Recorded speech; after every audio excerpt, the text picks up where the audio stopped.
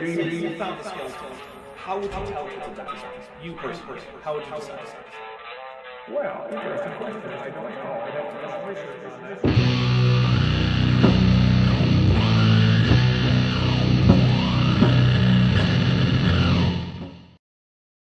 Hey everybody, welcome to Tisdall Tuesday number Oh. 5.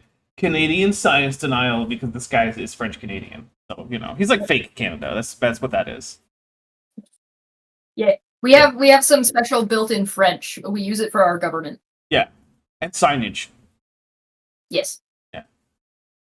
I remember not the last time I was in Canada, but I think the time before that. I was my group's designated French sign reader because we were in Montreal, where official signs are in English, but like plaques and dedications and whatnot, there tends to be no English because they don't really care. Yeah, So- they do that on. Well, not only do they not. Well, they do care. They do that on purpose. It is. Well, yeah, it is okay. them. It is a protest. That's fair. That's probably more accurate. Is that they do care to not have English. Yes. Yes. So yeah, I was like the designated guy. But one of the problems is that like I'm not amazing at French. I'm okay at French. But like when you take French classes in the United States, you study the French spoken in France. I don't know if you know this, but Quebec has an accent. A very I hate to be the strong bearer of accent. bad news, but if you're in Canada and not in Quebec, the French you study is France French, not Quebec French. Well, that's silly. Well, anyway, what it means is that someone can say something while I'm in Quebec, and it can be perfectly normal French, and I'll just be like, I am not sure what just happened, despite the fact that if it had been spoken with like a Parisian accent, I would understand it just fine. Yep. So yeah, that's one of the, and all of this despite the fact that with my human adopted family, my mom's entire side of the family, Quebecois. Yep. My grandmother and her husband moved from Quebec down into New England when their farm business kind of, when her parents' farm business or whatever kind of collapsed. But there's Mothra. Sounds like you should move back to Canada. So I actually looked into like how distantly related do you have to be to someone to actually get like a Canadian citizenship, and yeah, your grandparent who's now dead is definitely not close enough. No. So. No. Which means I'm a little bit jealous that my dad is now an Irish citizen. So he can just hop on a plane to Ireland. He doesn't need a visa. He gets to go through like the easy version of customs, and then he can just travel around the EU because he's an EU citizen. Oh, that's nice. Yeah. Whereas me, I'm one generation removed too much from every other possible place that I could just have maybe grabbed that citizenship from. So that's fun. Yeah, I know. All right, now we got an interesting conversation about this kind of stuff with Chris today over on Debate Hub, and people should totally go check it out. Okay. Now we got a couple things to read here. Jillian, give me Nims or suffer wrath. Ren for $5 says for the rest and the blessed assurance of the void, yes. And also because Chesh swears and because AIG is a satchel of silly sausages. We'll take a drink for that. Thank you very much. Yeah, somebody came prepared. Yeah, so by the way, if I'm going to try and keep track of Chesh's potty mouth here, but if you want me to stop keeping track of it, just get us to that super chat goal. So, yeah. Let's see. Go. Fear Mega Thrusting Monger. Thank you. Who's been a member for 34 months, says Serenosaur has a bag of dicks if you have coin. Thank you very much. And because you use the AIG as a bag of dicks emoji, we will take a drink. Nice. I've got a shot today, by the way. So I'll be drinking, but I'll be drinking on like a 10 or so milestone. Yeah, understandable. I have a Dark and Stormy, which actually uses the same liquor that you have, basically, in that it's a dark rum. Yeah, I haven't been to the grocery store. Same type of liquor. I didn't think about it. Mine's from Puerto Rico, but I'm assuming that yours is from not Puerto Rico.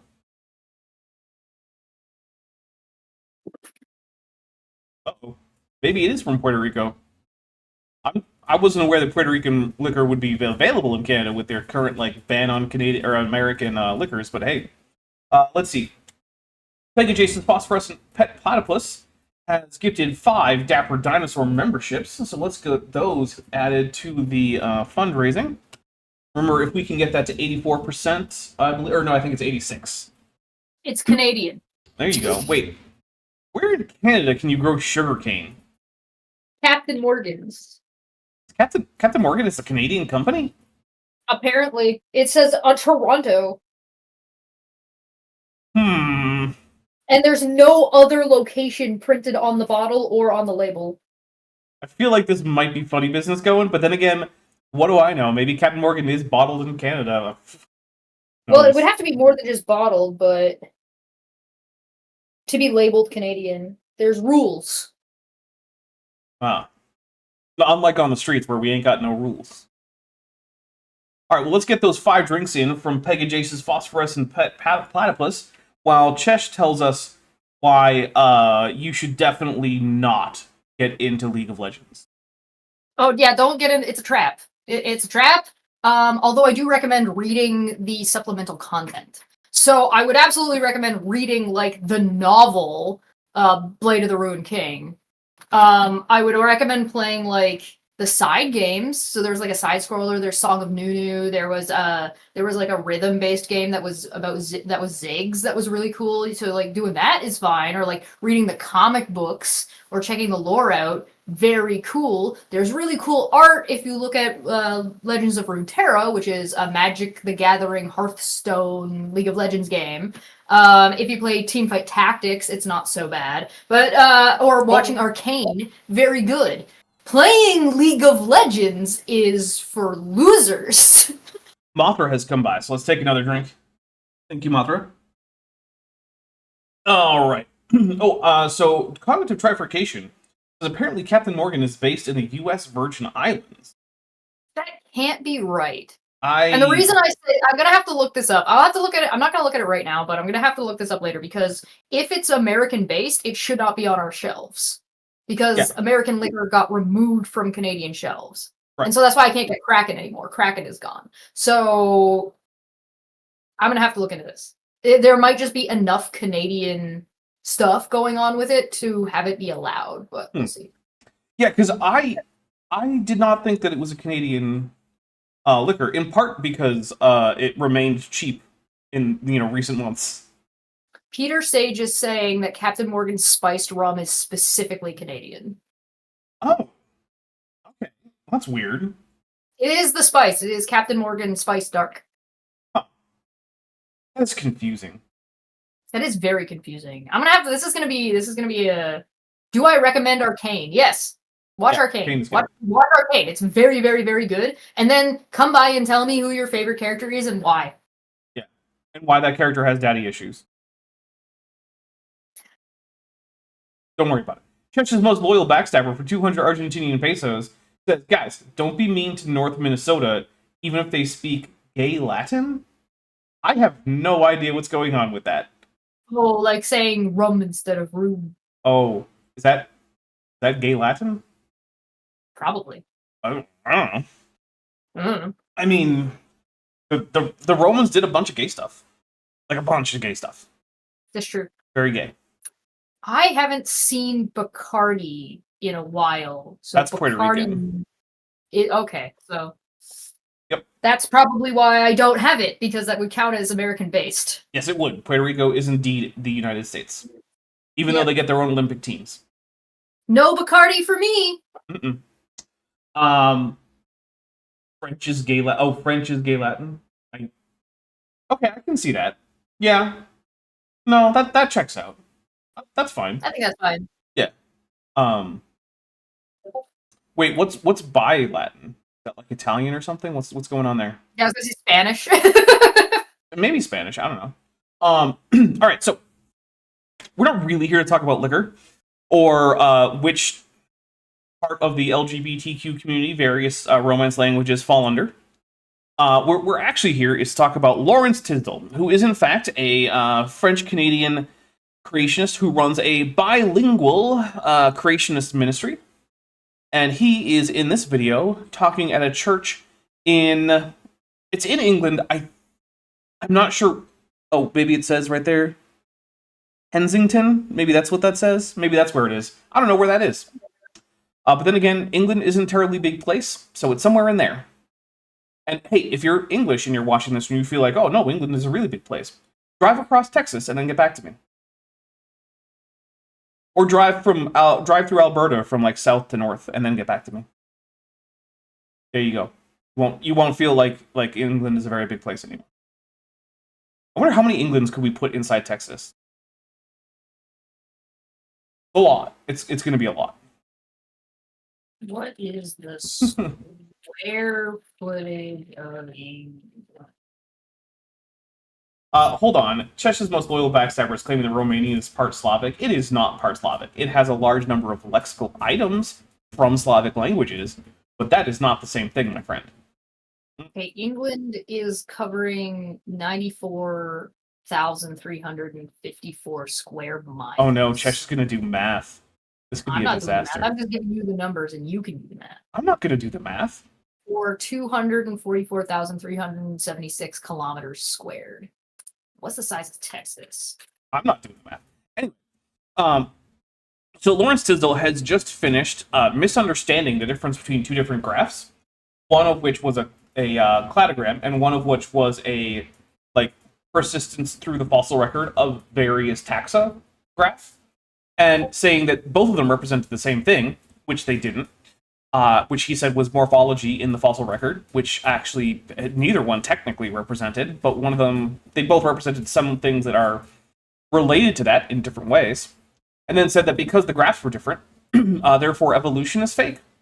So his argument came down to, because I'm lying to you about graphs, evolution must be fake, which, no. Goop23 for $2 says Spanish is asexual Latin, source I'm ace. Well, that could be. The total area is closer than you think it is. Between England and Texas? Yeah. According to Wikipedia, the total area of Texas is 268,596 square miles, or 695,662 kilometers squared in total.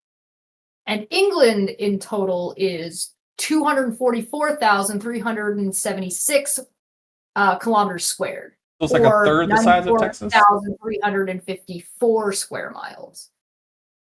So like three Englands to one Texas. I find that hard to believe, but I'm not going to challenge it. That is just the Wikipedia United Kingdom number. Oh, United Kingdom? I didn't say United Kingdom. I said England. Oh my god. All right, England specifically. That's like me saying that Ontario is smaller than Texas, and you're like, no, because Canada is bigger. That's not how it works. Answer is roughly 2.5 then, because the total is 132,932 kilometers squared, or 51,000. I think you mean 3.5. 5 squared miles. Okay. What? I think you said 2.5. I think you meant 3.5. What? It 5. Doesn't matter. Don't worry about it. Ruchina, Rip Inside Jokes Keller for $4.99 says the UK is like the size of Michigan, and AIG is a bagel of hook horns. I'll take it. I'll take a drink for that. Thank you very much. I would like to point out, by the way, real quick, that Wikipedia knows the difference between Americans and everybody else, because the order that the measurements are in is, for the American, is square miles comes first and then kilometers squared in brackets. But if you look up the United Kingdom and England, the kilometers is first and then the square miles is in brackets. I appreciate that. All right. Very fun. So, Roshina... Oh, no, we already read that one. Is Texas bigger than Ontario? Wait, no. Why are these not adding to the goal? I said it wrong. That's why. All right. You fool. Yep, I am a fool, so here's what we're going to do. I'm going to set it to 2 hours and only a 20 super chat goal. That is fair and reasonable. Yeah. No, Texas is not bigger than Ontario. Are you sure about that? Yeah, I looked it up before. Hmm. I'll do it again. Okay. Texas. Now, to be fair, I usually forget about most of Ontario and only think about the parts that like swing down into like the southern latitudes because it's the only part I would ever bother to visit. Yeah, people forget about Northern Ontario. And how Yeah, big I do forget about Northern Ontario. It's like how people forget about every part of New York that isn't New York City. Yeah. Yeah, because like there's a whole other rest of that place there, and no one ever thinks about it, even though that's where the capital is. All right, so we'll go through the drinking rules because we're almost a half an hour into this, Josh, and we haven't even started. This is your fault. Don't pretend that this is my fault. It is. It All right. 100% is. So, just to be clear, Mm-hmm. kilometers squared Texas, 695,622. Sorry, 662. Right? Total for Ontario, 1,076,395. We got to contact the surveyors because they clearly screwed that up. That's what it says. Mm. Although that is total, so it does include the water, and it includes the water doesn't in Texas count. as well. No. If you only want land, if you Yes. only want land, then the square kilometers of Texas is 676,587. The That's like- land for Ontario, Keep going. Sorry. kilometers squared. The land for Ontario is 892,411.76 kilometers squared. I'm saying, So Ontario including is the still water is like when you include the water. Oh, there's Godzilla. Take a drink. When you include water, you get weird things like France is the fourth biggest country. Like, yeah, but it's not though. Does France have that much water? France has an absurd amount of water because they own an absurd number of little spits of island around which they claim entire territorial sovereignty for as many miles out as international law will countenance. Apparently, Ontario ranks 4th in size as well Oh, out of for provinces. provinces. Okay. Well, I don't know if it's including the territories. It might be. It's not giving me that detail. Yeah. It just You know, puts 4th. Rip Inside Jokes Keller for $1.99 says Chesh keeps spouting numerology at us. This is the most numbers that I've ever heard Chesh say in like a day. Fun fact, also, Texas ranks 2nd in the United States, so there is a state that's larger. Yeah, it's Alaska. Is it? Yeah. Alaska is like a third the size of the rest of the United States put together. It's like a quarter of the US's landmass, total. But it's super duper tiny in all of your maps. That's because we shrink it so it can fit inside the same map as everybody else. I'm pretty sure it's because propaganda. Well, okay, that might be too. Also, because if you were to scale it by population, it would be super tiny. Well, Not yeah, as tiny there's as that. Just give that Wyoming. to us. You I should remember- just give it to us. I remember the first time I was in Wyoming, I was like, damn, this place has 2 senators, but it doesn't have a Best Buy. Cool. Yep. Pega Jace's phosphorescent pet platypus for $5 says the surveyors must be eyeballing it based on the Mercator. Yes. And then Joshua Geese for $5 says testing the counter, and I do think it's working. I hope. Sorry about that, everyone. I do feel bad about it's that. at 2 out of 20 now, so Yeah. probably. All right. Look, we don't have time for the drinking rules. We're hitting play. This is from Pour la Science, a recent in 2002. The appearance and Okay, so I want to point out what he just said there. This is from Pour la Science from 2002. It's recent. Wow. Okay, so recent is 23 years ago. It's not recent. Also, Chesh, do you know what Pour la Science is? No. It is a French language pop sci magazine. You know what it I'm sorry, isn't? It's A not paper? peer reviewed. So nothing we're going to get here matters, right? And I actually bothered to find an article, just a random article from Pour la Science. This is one of the more recent ones. So this is from September 7th, 2017. So like a couple days ago, right? Une nouvelle espèce de gecko découverte dans une forêt du sud-est de Madagascar. A new species of gecko is discovered in a forest in southeast Madagascar. Okay, so we're just going to check. This entire article, 4 paragraphs long. There are no references aside from one actual peer-reviewed paper And just listen to the first sentence. It does not read like a peer-reviewed piece of literature. Une équipe de chercheurs dirigée par Francisco Beluardo de l'Université Molise en Italie a découvert une nouvelle espèce de gecko dans la région de, and I'm not sure how to say that because it's a Madagascar word and I don't speak Malagasy, dans le sud de Madagascar. That is not how you start a paper. Nothing that he's going to say here matters at all because this is just a pop sci article. You might as well reference Discover magazine in English. It doesn't matter. Yeah. But hey, I got an excuse to try out my my horrible French reading. At least it's new. Well, new in 23 years old, because remember, he said it was from 2002. Chesh's most loyal backstabber says, Dinosaur speaks too many languages to not be a linguist. That's how it's defined, isn't it? No, that's actually not part of the definition. There is actually no number of languages you need to speak to be a linguist. I suppose beyond one, you probably do need to speak one. But yeah. Quebec and Alaska are actually very close in size. Right. Really? According to Wikipedia. Yeah. What? Canada has way too much just nothingness in there. Quebec makes up 15.4% of the entire country, and it's ranked second in size. What a weird country. More importantly, the diversification of numerous large zoological groups at the dawn of the Cambrian remains what Darwin has already described as a serious difficulty in the history of evolution. Wow. Hey. Is it? First of all, not only would I have disagreed with that in 2002, I would much more disagree with it now, 23 years later, now that we've discovered far more Cambrian species, now that we have a much better handle on where things like Lovopodians or Radiodontans go. Oh, by the way, for both of those, yeah, it's Panarthropoda. We actually do know a lot about how all of those things develop. Darwin tried to explain this paleontological event, by suggesting that the fossil record was incomplete. But this argument is no longer tenable, as we now have complete geological series from the Precambrian to the Cambrian. Well, that's just a lie, unless by all you mean by series is just we have rocks from the entire time period. But that's not the same thing as having a complete fossil record. Who wrote this? Yeah, that sounds like a crossing of the streams going on there. You know what? I'm actually kind of curious to see what this article is. But the problem is he's reading it in English, and it's a French website, so I don't know how I'm going to figure that one out. Yeah.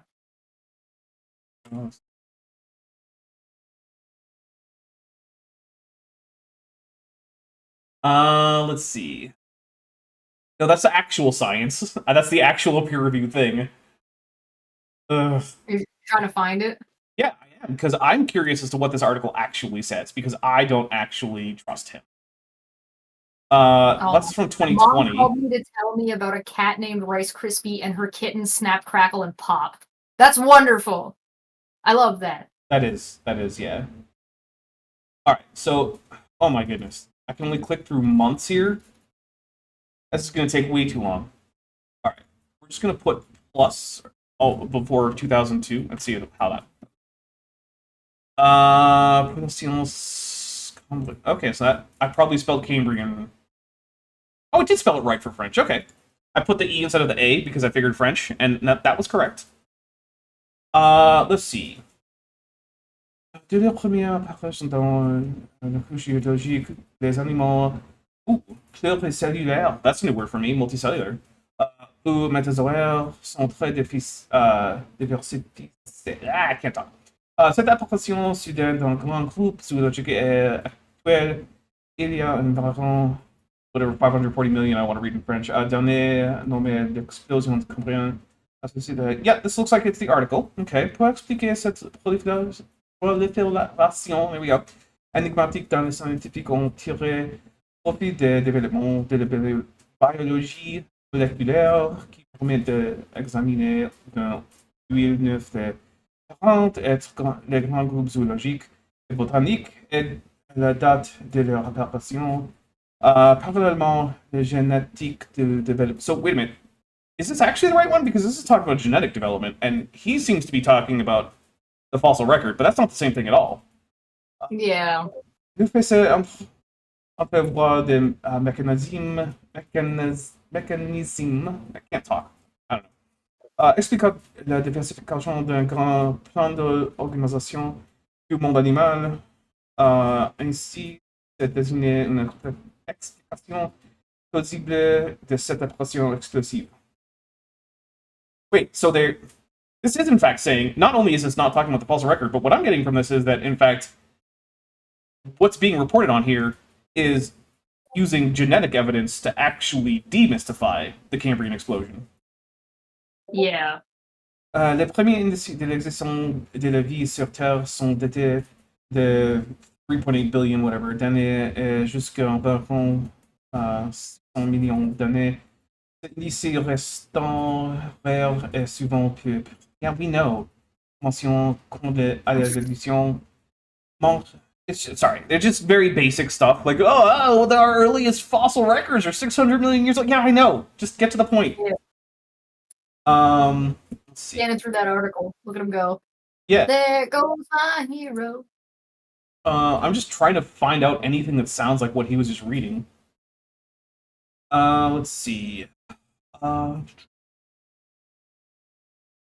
Does Darwin come up in this? Darwin. Yeah. Okay. So he's going from like the first section into the second section, la portion des groupes actuels. Let's see. Darwin appelait déjà une sérieuse difficulté. Okay, so this is the section he's reading. Dans l'histoire de l'évolution. Darwin expliquait cet événement paléontologique par le fait que le registre fossile était incomplet, mais cet argument tient de moins en moins et l'on connaît maintenant des séries géologiques complètes montrant le passage du Cambrien supérieur au Cambrien. Et toujours on constate cette apparition soudaine de fond. Alright, anatomie folie. Le gisement des bergers au Canada, voire la figure 1, était connu depuis. Wait, where's figure 1? My unfinished song said Hepper's French is better than Pierre Poilievre's. Not a high bar. There's no Very figure funny. 1. I can't see figure 1 if there's no figure 1. For the science. Look, I hate it.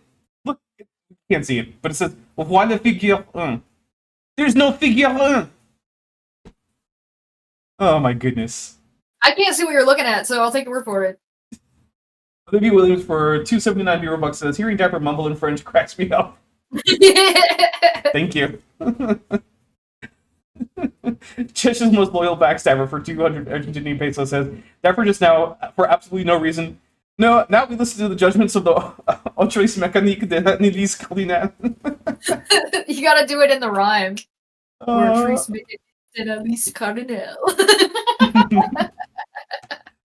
I am just trying to figure out why he thinks this is helping him.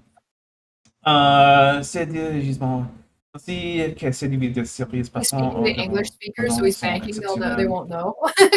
Well, par le fait on considère les empreintes d'un grand nombre d'animaux d'éprobus. Okay, hold on. I want to go back and hear what he said. This said. Of numerous large zoological life forms, all these different families, which basically cover. I went Where's too the far back. This is from Pour la Science, a recent in 2002. The appearance and, more importantly, the diversification. Okay, so this is from l'apparition et sûrement de la diversité de nombreux grands groupes zoologiques à l'aube du Cambrien reste ce que Darwin appelait déjà. Okay. Of numerous large zoological groups at the dawn of the Cambrian remains what Darwin has already described as a serious difficulty in the history of evolution. Yep, une sérieuse difficulté dans l'histoire de l'évolution. Okay. Darwin tried to explain this. Darwin expliquait cet événement. Oh, there's our first mistranslation. There's no try in there. Darwin Hey. expliquait. Darwin explained. Okay. Paleontological event, by suggesting that the fossil record was incomplete. But this argument is no longer tenable as we. Mais cet argument tient de moins en moins et l'on connaît maintenant des séries géologiques complete. Okay, so series, complete geological now have series. complete geological series from the Precambrian to the Cambrian, and yet we continue to notice the very sudden appearance of fauna. Okay, so that is Yeah, I a wanna be fair clear that rendition. the word geologic is I think doing some heavy lifting here. Yeah, and so it's not a horrible rendition, except for the word try. The word try is nowhere in the original. Yeah. So here's the issue. Is the issue that you're leaving out the next 1, 2, 3, 4, 5, 6, 7, 8, 9, 10, 11, 12, 13, 14, 15, 16, 17, 18, 19, 20, 21 paragraphs that go on to explain what the heck's actually going on? Is that the problem? Because this whole thing is about using molecular techniques to actually uncover things that are unlikely to be found in the fossil record because they were soft-bodied and unlikely to fossilize in the first place. Weird. I'm going to go ahead and say that that's a Trojan source. And once again, hey, thanks, random young Earth creationists, for bothering to cite a source in a language I can kind of read. Yahoo! The first time that happened was when, what was it? I think it was Kent referencing the Anglo-Saxon Chronicles. And so I had to go dig through like a digitization of Old English chronicles from the freaking Pentarchy period of England. Like, jeez. Oh, Non-living brother. It was annoying. Matter to cells. Life comes from life. So how do you get non-living matter? It's dead. That's a different question, my guy. Also, Every time. cells come from cells is a modern rule of thumb about current cellular life, right? It is not some kind of divine principle handed down from on high by Louis Pasteur or whoever. Right? It doesn't work. Bacteria to different types of cells, to eukaryote cells. We can turn It's a- turn living cells into non-living cells. Does that That's count? true. That's very easy. Yeah. Mm-hmm. That reminds me. One of my least favorite things to ever read is such and such kills cells in a lab. Yeah, like so does flamethrowers. That's not very important. Yeah. Yeah, that's pretty base. Putting the wrong settings on the little like incubator thing that keeps your cell cultures going also kills cancer cells in the lab. That's probably not going to work for cancer treatment. Yeah. That's one of those. I hear that sometimes with people who are like pushing apricot seeds and stuff like that, like Kent Hovind. Like, look at all these laboratory experiments showing that cyanide kills the cancer cells. Like, yeah, I bet. Oh wow, go figure. Who'd have thought? I know. Wow. All right. Dark Law Dragon, who's been a member for 37 months, says AIG is a bag of broken swords with a Mothra and a Godzilla emoji. So we'll take a drink. Speaking of Godzilla, we're watching King Kong vs. Godzilla, the first one from 1962, later on today. Jess, you gonna come watch? No. You can't. I can't do It's a massive jump. There's no way of doing it. Invertebrates to vertebrates. No back. Okay, so we went from bacteria to multicellular organisms. Not a thing that ever happened. However, if you're asking about the origin of multicellularity at all, we actually have numerous experiments in which experimenters have induced multicellularity in organisms that had no history of multicellularity up until the experiment. We've done it with just purely mechanical selection pressures, as well as with predation pressure on previously unicellular organisms. So not only do we know how it can happen, we've seen it happen with multiple groups of organisms that do not ever have any history of multicellularity, as far as we know.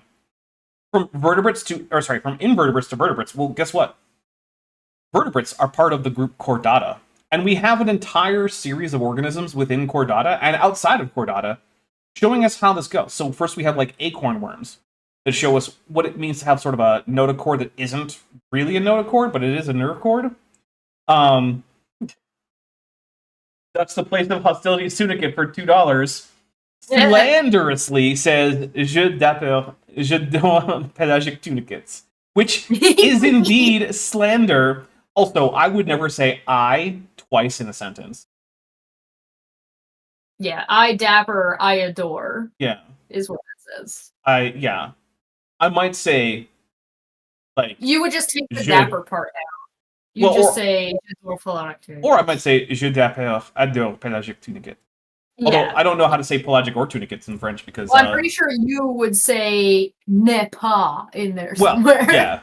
Or I might be less formal and just say adore pas because who says ne? People in French class. That's Ne who. comprends pas. You speak French like you're reading a book. Going to backbone. Yeah. So here's the thing, right? No backbone means you have a notochord, like a juvenile tunicate. Oh, or a lancelet, or sea pen. No, not a sea pen. What is it? Sea spurt. I can't remember what the other word for lancelet is. Doesn't matter. That's just a little bundle of nerves that goes down the dorsal part of the body and has a little bit of sheath around it to protect it. Then, in the process of getting a skeleton in the first place, part of what that is taking that sheath of cartilage and depositing calcium onto it. Bioapatite, calcium, onto it.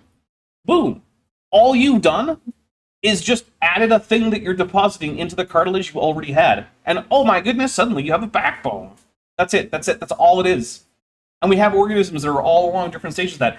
And we even have some organisms who are in groups that have calcified backbones, but who have decided to not bother with the calcification anymore, and now don't have backbones that are bony.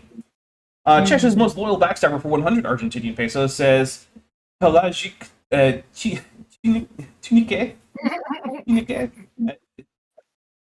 That maybe. Pelagic Got him. tunique. Maybe that is it. Although, is it spelled the same way? It sounds like it is. Silly French. French is a silly language. Everyone who speaks French should switch to something else, like Cree. Yep. You know, I was thinking maybe I should pick up some Cree. And every time I think about that, I look at like Cree and I'm like, okay, this grammar is annoying, and the phonology is just English. How did Cree manage to get the same phonology as English, but simpler? That's boring, Cree. Unicellular to multicellular organisms. You already said that. Oh, no, wait, he might have said bacteria to eukaryotes or something like that. Okay, sure, whatever. We already went over it. Insects. We don't even they don't know where they came from. What do you mean we don't know where insects came from? They're crustaceans, and their closest relatives, the springtails, You don't know where insects came from. What do you mean? Yeah, they're crustaceans. They came from the ocean, like the rest of the crustaceans. Same place that everything else came from. And like everything about insects has parallels in other groups of crustaceans, right? Like we've got like the tagmosis occurring, where they have different tagmata, where the head, the abdomen, and the thorax and whatnot. That is another thing that occurs in other groups, right? We have other groups with tagmatizations. For instance, decapods, which is most of the crustaceans you eat if you eat shellfish. Things like lobsters, shrimp, crabs, stuff like that. They have a head tagma. Then they have a loosely tagmatized thorax section. And then they have a tail section that is also tagmatized with like a few different segments all fused together. That's a connection right there. We know that crustaceans lost biramous legs sometime after the split with Chelicerata, because we can find some basal crustaceans with biramous legs as well as basal chelicerates with biramous legs. So we know how that came about. The antennae of insects are homologous to the antennae of things like lobsters. Or, for that matter, mantis shrimps. I mean, like... I don't like that people get irritated or grossed out by eating land bugs, but are totally fine with eating water bugs. Well, part of it is just, like, you get a lot more meat out of a lobster than you're going to get out of most bugs. Yeah, but it's not, I'm not talking about efficiency, I'm talking about people get grossed out by it. I mean, I don't know. I think part of it is it's a lot harder to clean a bug. I'm not going to sit there and try to pull out the little digestive tract with all the crap in it of, like, a cricket. Yeah. I will do it for a shrimp, though. Yeah, but you're not getting grossed out by the idea of eating a cricket. You're just like, this is too much work for what I'm getting. True, yeah, maybe. But what I'm saying is maybe these things are why the taboo started, like, we just don't bother, and then it turned into, like, it's a gross thing to help explain it. I don't know, I'm just spitballing here. There's probably bugs that are big enough to make it worthwhile. Yeah, but not in many places. Like, there are in New Zealand. Yeah, but that, like, it doesn't have to be in many places. It just has to be worthwhile, like, financially, like, to invest in, to be like, I need $1 billion spiders, because people want to eat them. I once saw a horror movie about a woman who ran a cricket farm in France. That was weird. Neat. Yeah. Yep. She was selling it as animal feed. She would take all the crickets, dry them out in a dehydrator, crush them up into powder, and then sell that as animal feed. And that was her job. To bring back a callback that no one knows about, that was her profession, Chesh. They just That makes poof, sense. insects. Wingless insects to winged insects. That one is actually a little bit hard to explain. We don't have a great explanation for that yet. I'll get on that one. So, you know what? Hey, sure, we'll take a drink for that. Good job. But here's the thing, We're right? at 15, right? We're at 15. We are Right, at 15, yeah. I'm doing my first half a shot. So here's one thing about, like, when you have an unexplained thing, right? So, like, remember back to Kepler. Johannes Kepler. The guy who came up with Kepler's laws of planetary motion. Kepler's laws are still used all the time by, like, NASA to get space probes where they're going and whatnot, right? But there were some persistent anomalies. For instance, the positions of Mercury and the positions of and the position of Saturn was often a little bit off, and we weren't sure why. It turns out that there were two different explanations. One was just that, you know, relativity is a thing, and the other one is actually Uranus was disturbing Saturn's orbit. So let's think to the Saturn part. For a long time, no one knew why Saturn wasn't perfectly following Kepler's laws when adjusted Right. for, you know, Newtonian gravity. Right. And so, what do you think that means? Does it mean that what we do is we say, well, I guess Kepler was full of shit, and actually, geocentrism was right all along? No, of course not, because we have all sorts of other confirming evidence of Kepler's laws and heliocentrism. We have a bunch of disconfirming evidence for geocentrism. Okay, so what do? Well, we figure, okay, what could make it right? And then we go look for that evidence. Currently, we know what could help us figure out where wings came from in terms of insect anatomy.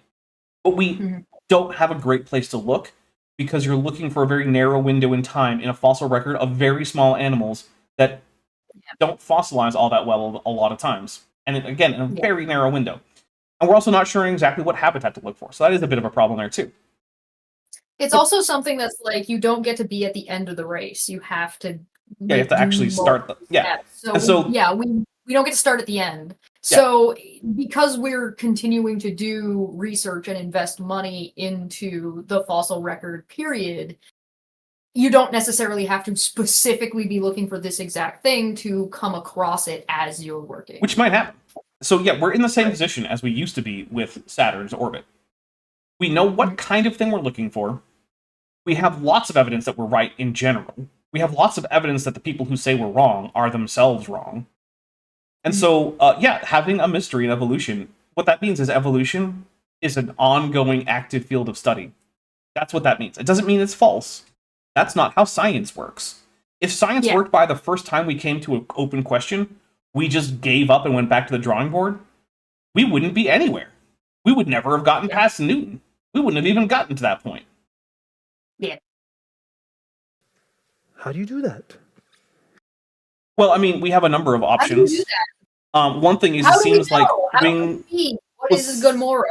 So there are actually a few different ideas. One is that wings are actually modified gills from juvenile insects, or naiads, if you will. That has some problems, especially in that we don't know how those structures would have been like connected to the thorax in the right way. Another one is that they're actually just thorax extensions that are very specialized and have had joints evolve. But then that also brings up the problems like, okay, well, how do you actually developmentally get that to happen? And why does it only happen in the final molt of adult insects? And that also is a problem for the gill thing. And yeah, it's a big question, and we're not sure yet. See, this Stephen Gould expresses it very well here. He says, in what way could one start with nothing and finish with something complicated if evolution must follow a series of small intermediate steps, each step being an evolutionary advantage? It doesn't have to be I don't really mind that this is a question. Like, I mind how often I hear the question when it does have answers, but I don't like, I can understand why somebody would ask this question. Yeah. Like, the question is valid. The question makes sense. It's just the problem is that these people give up after asking the question as if there is no answer, or there never could be. And there is, and shut up. Would you like to know what the answer is? Yeah, go for it. Evolution does not need each step to be advantageous. There's this thing called genetic drift. That's it. Sometimes non-advantageous characters, whether they be neutral or even slightly deleterious, will fix in a population. And that can prime that population for subsequent mutations, which actually are advantageous. A famous example of this is the CIT plus line of E. coli in the Lenski long-term E. coli experiment, right? So this is an experiment that's been going on for decades, where they put some E. coli bacteria in a flask full of various nutrients, shake up the flask, set it down for most of the day, go in and take a sample, freeze the sample, take another sample, set that aside for the next flask for the next day, get rid of the flask. Okay, that's been going on for thousands and thousands of generations. One line has evolved a new ability, the ability to metabolize the citrate that was normally supposed to just be there as a medium for them to grow in but not to eat, in aerobic conditions, because one of the primary ways that you tell if a bacterium is E. coli is whether or not it can eat citrate in the presence of oxygen. If yes, then you don't have E. coli, except one of these lines can do it. And it required 3 or 4 mutations, each of which on their own is actually deleterious. So how did they actually all come to fix in this population? Genetic drift. Sometimes that happens. And actually, most evolutionary change is genetic drift. And so, no, we don't need each step to be advantageous. That's the actual answer. Now, I don't know the degree to which Gould appreciated this during his life, because I have not read everything that Gould has written. And I also don't really care, because Stephen Jay Gould isn't like a prophet of evolution. He's just an evolutionary biologist, most of whose ideas, by the way, have been dismissed by the wider scientific community. Go figure. This is what they're trying to make us believe. You see, the problem is, how could you fly with 2% of a wing? This is what they're trying to make us believe. Yeah. And of course, the answer, how do you fly with 2% of a wing, is you don't. However, you can glide better than with 0% of a wing. And as we can see from many gliding animals, like flying frogs, flying snakes, flying squirrels, sugar gliders, flying lemurs, which aren't actually lemurs, but whatever, gliding is really cool. You know how much of a wing flying snakes have? It's 0. They just contort their bodies into more aerodynamic shapes to extend their glide slope. It's not flying, it's falling with style. I mean, that's literally what's going on, yeah. You know what humans didn't evolve? Flying. You know what we can do? Fly. Also true. Although not by growing our own wings out of our own bodies. I mean, your own wings out of your own bodies. We evolved brains that allowed us to do that instead. True. I'm going to take a drink for what good is half a wing, which is just one of the stupidest arguments. I mentioned this earlier today, and I was like, something that people forget to talk about when they're talking about this and other things in general is that societies and social scenarios evolve over time. So when you're talking about whether or not science and whether or not, like, what direction science is going in and what we do know versus what we didn't know once upon a time, you have to understand that the priorities of that society that you're talking about will change over time. And sometimes those changes are drastic due to some sort of social cataclysm or some sort of physical cataclysm. Wars, natural disasters will drastically change the position that a country or a social group is in. Right? So the priorities and what we're looking at and what we think is valuable changes over long periods of time. So if you're going to talk about whether or not, well, humans can fly and we didn't evolve it. Yeah, we did. We just evolved it socially. Yeah. I mean, it is a different thing than what they're normally talking about. But yeah, that's not false. It's just one of those things. It's like, this is so, it's so asinine. It's so asinine. Why do you fly with half a wing? I don't know. Ask the Wright brothers. They had to build it. They had to build the plane over an amount of time. But when Trial and error. They had whole wings. They had 4 whole wings. Yeah, when they succeeded. Yeah. What makes you think they ever had half of a wing? Well, I mean, organisms definitely did have half a wing at some point. So there is that difference. Well, there was there was enough of a wing that wasn't successful. You can't. This is In other retroactive. Is the problem? Is what I'm getting at. words, how could natural selection develop these small changes? Well, it doesn't always have to, because it can be genetic drift, but also very small changes can be advantageous, including steps towards multicellularity. One step towards multicellularity is colonialism, where there's no differentiation in tissue types or even cell types, never mind tissue types, but there is collective action. So, for instance, choanoflagellates, which are the group of single-celled organisms, I can talk, that are most closely related to animals, they have little flagella-like structures, and then they stick together in a little ball structure, and they then can sense chemical gradients in their environment and swim towards food and away from danger by working together as a group. It's still a colony of single-celled organisms, but that's clearly moving towards multicellularity in terms of like the steps. Now, are choanoflagellates actually going to evolve to full multicellularity? No, probably not, because animals already got there, and those niches are mostly occupied. But we can see this happening. And we can also see it happening in the lab, where we've induced multicellularity. Josh McGee says, just gifted 5 Dapper Dinosaur memberships. Thank you very much. That brings us up to 17%. Let's take some drinks. I think that this guy's questions aren't real questions. Oh, they're not. He's just asking questions. This isn't like an earnest it's I don't know if it takes practice or what, but you can tell whether or not somebody is earnestly asking a question or if somebody is actually asking a question to simply throw incredulity at a problem. Again, it's so frustrating because it's like, did you think to even look? Or do you think that there's even actually an answer, or that there could even be an answer to the question you're asking? Because he clearly doesn't. He doesn't think that there's an answer. And it's disingenuous in a way that is like underhanded, I guess. I don't like it. It's annoying. It slows progress. I realized something. So you know how it's basically an unspoken rule that in order to be elected to any like high office in Canada, you have to speak French and English? Yeah. If I speak better French than Poliev, I could get to a high office in Canada. Yeah. In terms of getting over that one bar. In terms of the rest of the bars, like being Canadian and actually winning an election, not so much. Yeah, you'd be surprised. All right. Hey, Dapper for, I don't know, some parliamentarian position, seat. Go move to freaking, I don't know, Prince Edward Island. What's wrong with that? Why Prince Edward Island? I don't know, because it's small. I might actually have a chance. All right, well, if you're going to go there and you're going to do that, make sure you have fun and say hi to JF for me. I don't know who JF is off the top of my head, but okay. I'll send you a picture on Discord, and you can live react to who this guy is. Goodness. Oh, do I? Yeah. Uh-oh. I'll have to check my Discord.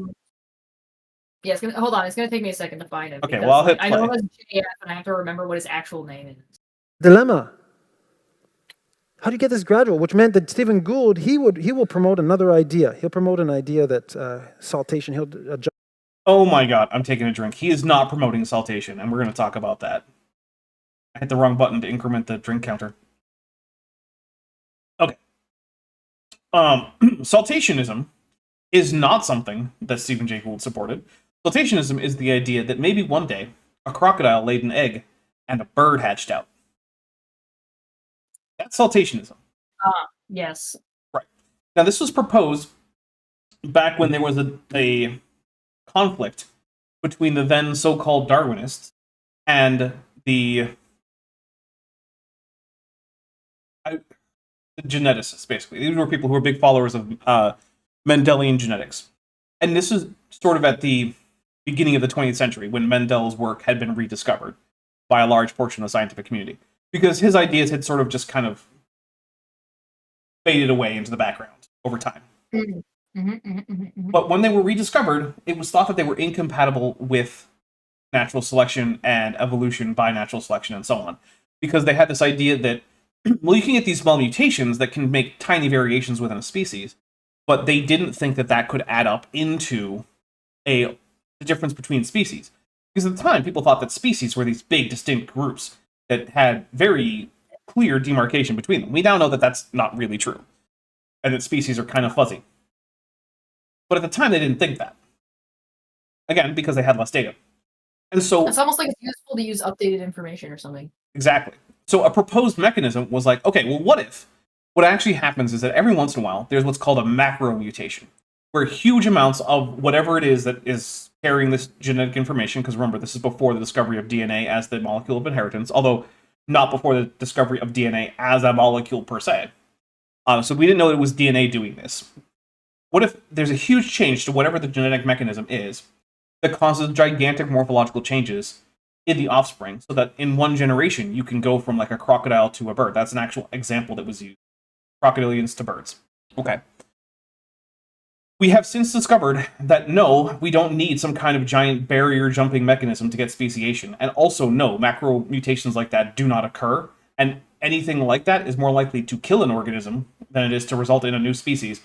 Plus, it would have to happen at least twice in opposite sex organisms, for most animals at least. So that's going to be a problem. So what Gould is proposing is still gradualistic in the broad sense, right? Such that from one generation to the next, you're not noticing a jump from, crocodiles to birds. You're noticing more like, a shift from, say, brown squirrels to red squirrels over the course of 800 years. Now, in a geological sense, 800 years is essentially nothing, and a jump like that is a pretty rapid event in the fossil record, and you're unlikely to preserve any stages between those two steps, which makes it feel like sudden appearance and non-gradualism in the context of the geological record, but not in the context of generation to generation change. If you're looking at that context, where gradualism contrasts with saltationism, then no. Gould was a gradualist when compared to the saltationists. I don't know the degree to which Tisdall here knows these things, but I am here to tell you that he's very wrong. Alright, we got a few more super chats. Chesh's most loyal backstabber for 200 Argentinian pesos said, you see, Prophet Darwin and Prophet Gould had a disagreement, ergo evolution is false. Don't look up Peter versus Paul in the Bible. This guy probably. Yeah, although, to be fair, they weren't. Well, I guess you could argue that Paul was claiming to be a prophet in that he saw Jesus. Although I don't think Peter ever claimed that. I guess he claimed to see Jesus in the sense that he was alive when Jesus was. Who cares? We're not here to talk about the Bible. I liked it. Fun super chat. Moving on to Lieutenant Matt the Moose Broker for $5. Macromutation is when a species crosses the threshold and becomes a salamander. Oh no! Oh no! Oh, threshold by far the worst episode of I Voyager. did send you an image of the guy I was talking about. He's a white supremacist that is like ethno-state guy who he's been on the Non Sequitur show.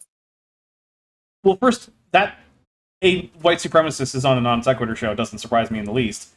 But also, No, like back in the day, and like they had him on with what's his name, the Jesse Lee Pearson, I think. And they were both like, oh no, these two are talking about, they weren't here to talk about ethnostates, but now they're both talking and agreeing about ethnostates. Oh, I remember that happened, but yeah, I didn't watch that, nor do I recognize this face. You actually don't recognize this guy? Oh man, so he definitely didn't murder his wife. Oh. He only dropped her off on one side of the bridge that connects PEI to everywhere else, and then she just, happened to potentially disappear into the wilds of New Brunswick, and she's definitely not in the walls of his house. I see. That got way darker than I was expecting, and it already started off with white supremacy. So. Oh yeah, no. Your audience must know who this guy is. I'm not the. Yeah, no. He did an interview with like Andrew something or another, who's like a the skeptic community goes after every so often.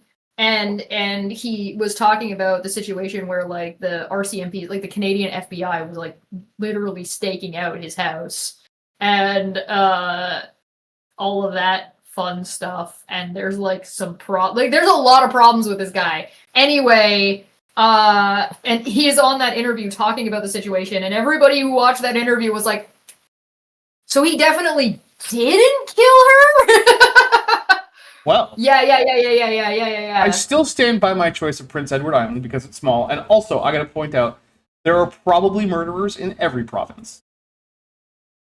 Yeah, but like you said, PEI is small, and also I just think if you're there, you should probably do something about it. Anyway, if you go to PEI, if you're ever visiting or you do go to PEI, go check out the Horse Island. I don't know what that is, but Sean 07AU for $7.99 redo says, when you don't care about truth or evidence, it's easy to throw out a heap of, quote, theories to confuse your audience in a cult who is going to fact check, and then there's no end quote, which means that for the rest of time, everything Sean 07AU types is part of this comment. And yeah, it's all in scare quotes. Oh, he wasn't on with Jesse Lee Peterson. He was on with somebody else. Skyo. I don't know who that is either. A long time ago. Jumping evolution that we'll get to in a moment. Oh wait, you know what? What else we're going to get into in a moment is coming back from break, because we're going to go on a quick break. I'm going to refresh my drink a little bit, and then we will be back with more of Lawrence Tisdall and Chesh talking about white supremacists on the show about Lawrence Tisdall.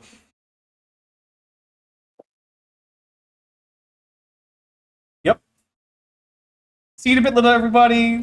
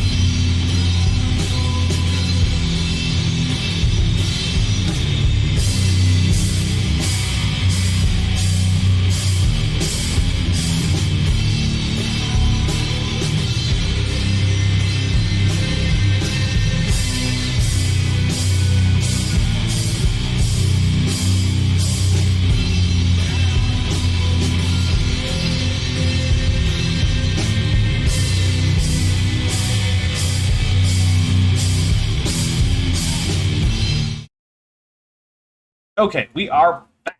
Welcome back, everybody. So, today... Guess what? Oh. Guess what? Guess what? What? Guess what? What? I went and flipped my laundry over. You'll never guess what I found. Oh, your glasses? They were in the laundry! Why were they in the laundry? Don't wash your glasses in the laundry. Well, They're clean now. and possibly scratched. Well, listen, these. All right, so I'm not going to go through the whole normal after the break, thing. What I'm going to say though is, if you like what I'm doing and you want to support the channel, I want to push the Patreon right now.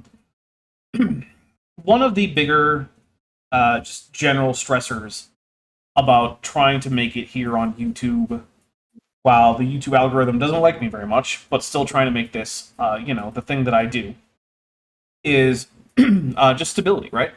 Like, I don't know how much I'm going to get next month as a result of this month. But what I do know is about how much I'll get on Patreon. And so what I'm going to say is, if you are considering supporting me, what I would like to push for at least the next few weeks, maybe this month, I don't know, is joining the Patreon. Because that is where I can see how much everyone's giving. It tends to have fewer cancellations than the memberships. It's just more stable. Is it perfectly stable? No. But it's more stable. And so one of the goals that I would like to be able to achieve is to get to the point where I can scrape by on Patreon, more or less.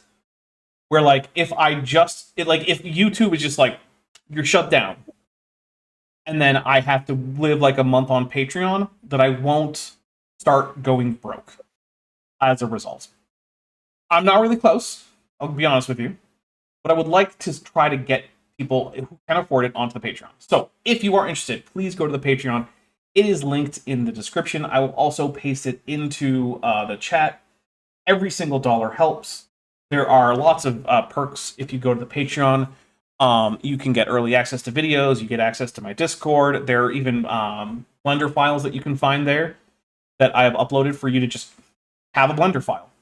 So yeah, please do that if you are interested in helping me out. Now, that's not to say don't join the channel memberships, or like don't buy merch, or don't send super chats or whatever. Please do all those things if that's what you want to do. I am just trying to encourage the Patreon for now. I'm actually even thinking about doing like a Patreon drive, where I will say like every $1 worth of Patreon pledge per month is this much extra time on the stream, and see how long we go. And we'll have like a goal for how much money per month I want it to get to. We'll see how that goes. It's not currently planned yet, but I'm thinking about it. It's an idea. I would just like that because it's the easiest way for me to be able to be confident in how much I'm going to get next month. Then Lieutenant Matt the Moose Broker has just gifted 10 Dapper Dinosaur memberships. And before that, though, Shano07AU had said, who's been a member for 7 months, is at the Tetrapod level, had said, theories. Stupid dysgraphia. Oh, okay, yeah. You know what? I read it. Wait, it does say theories.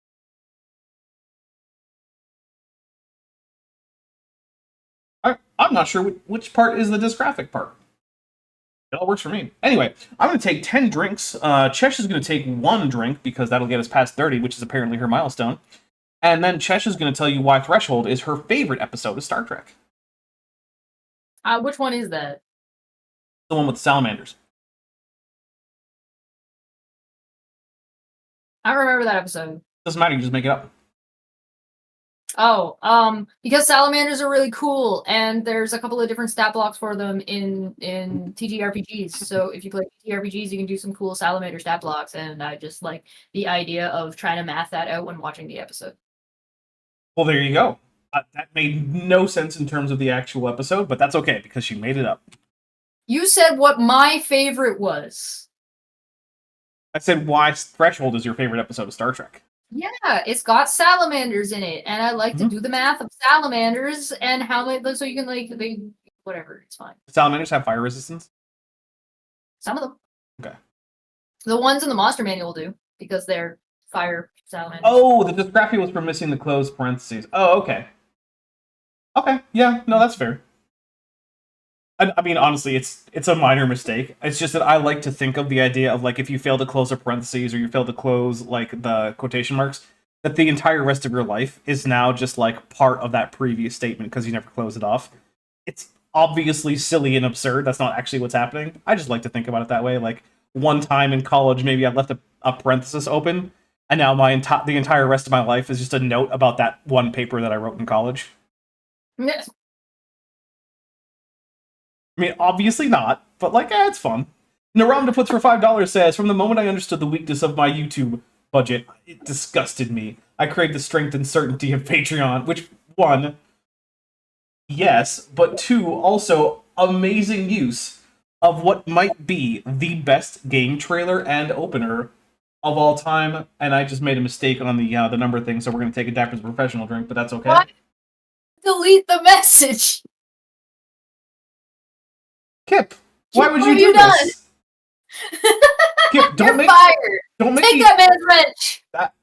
I might, Kip, do that again, and your wrench is in danger. I'm taking a drink though. What were you? He was probably trying to go to channel and fucking misclicked. Yeah, well, at least I got the statement before it was deleted. Unbelievable. You know what? traitor. Here's what we're gonna do. I'm gonna add Naram Puts as a moderator. That way, you can't delete his messages. Or I'm actually not sure what your pronouns are, Naram Puts. So if I got it wrong, sorry. Yeah, Kip is now officially a heretic. So you know what to do.